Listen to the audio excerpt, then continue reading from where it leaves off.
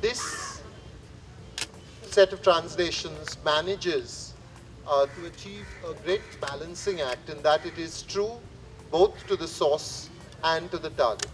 These are poems that are definite, distinctive poems in English, and at the same time, they are not poems that you would think Ranjit Hoskote would ever write. They are poems in another voice. So they are an act of ventriloquism, but an act of honest ventriloquism. And thankfully now my job is almost done. I can sit back and enjoy a conversation between Ranjit Hoskote and Bilal Tanweer. Bilal Tanweer is one of the notable voices, grantor notable voices of 2011. Nothing else in the little autobiography that he has provided for us in the leaflet, the brochure which is now available for the festival, he says matters. I hand over to Ranjit Hoskote and Bilal Tanweer, and I'm going to fall asleep because they're just terribly assured, and they'll take you on a great ride through 700 years of spirituality and wisdom. Thank you so much, Jerry. That was a lovely introduction.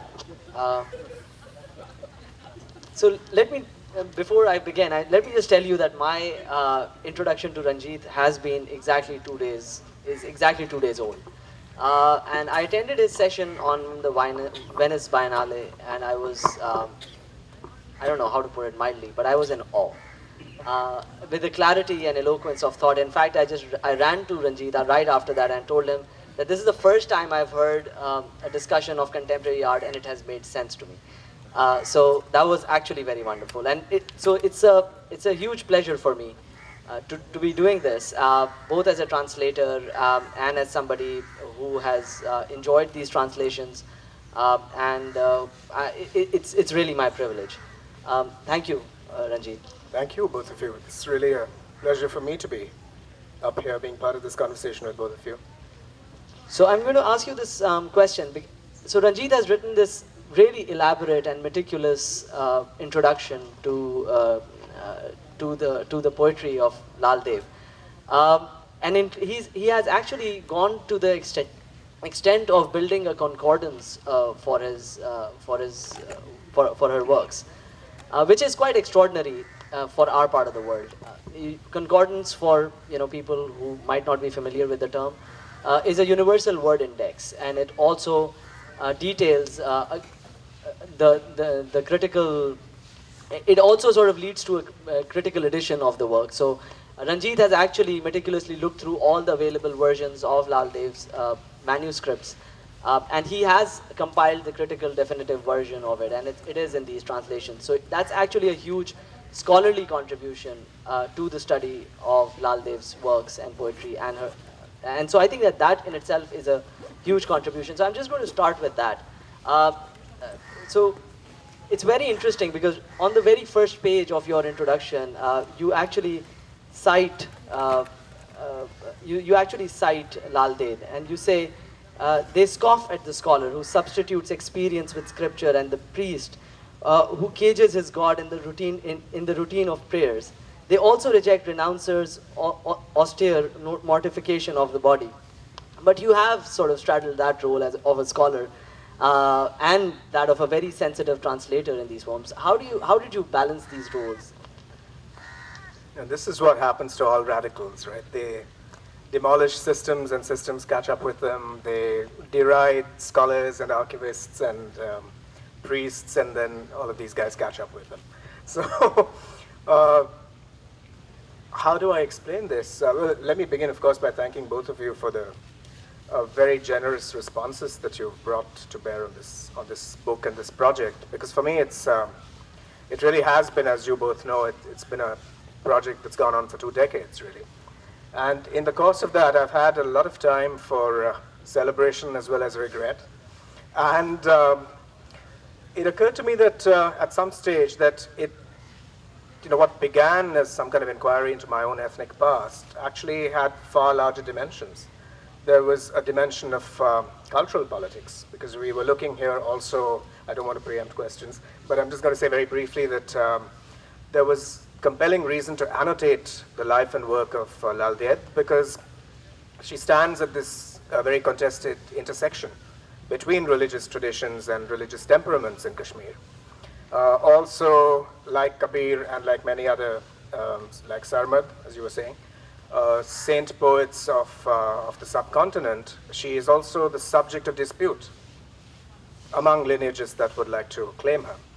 And so it was very important for me not only to bear witness to the poetry itself, which is powerful and compelling and of a great beauty and critical power, but also to try and supply a variety of contexts that would be useful to a contemporary reader. Literate and unlettered reciters and scribes, redactors and commentators. So that is very interesting, this methodical break that you propose in looking at Lal Ded's work as it comes down to us. Can you sort of,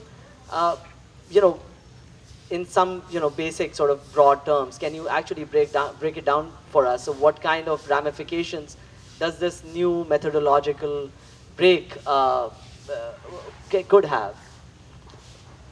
And maybe I'll also set in context why this what brought me to making this kind of break.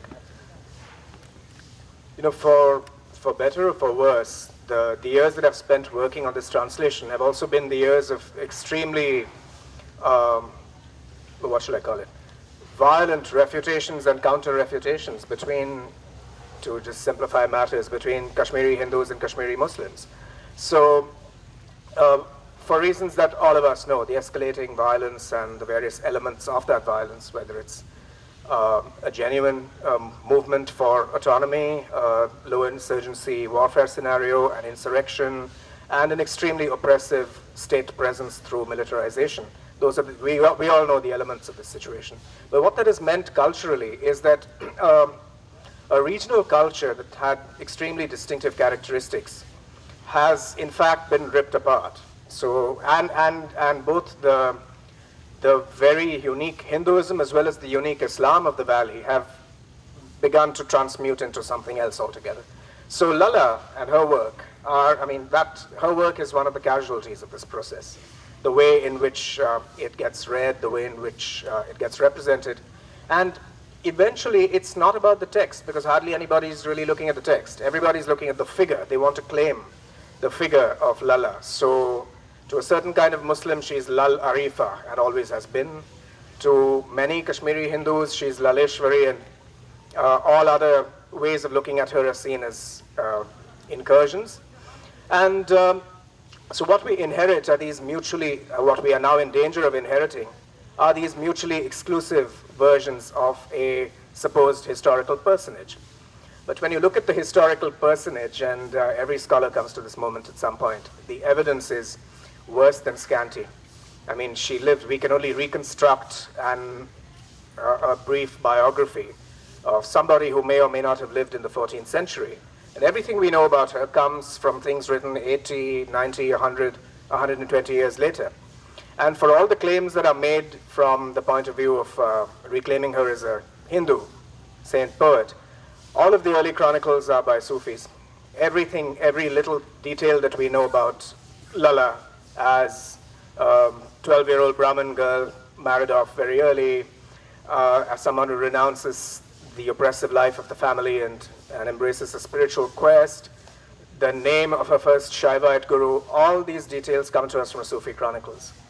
So this is something we need to keep in mind. Even when we speak of biographies, we need to remember the journeys that biographies make on their way to the present. So the question of who am I also took on added resonances, and it became a complicated one.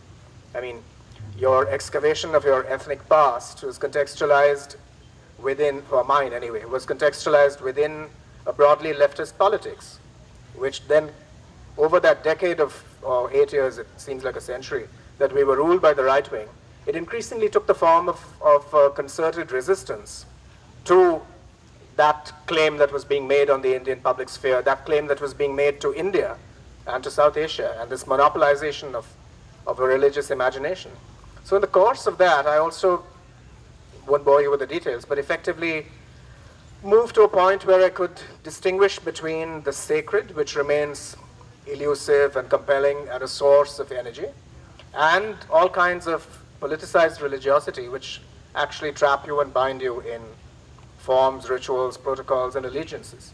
So making that distinction was very important to me as a person and as the person who translated this work.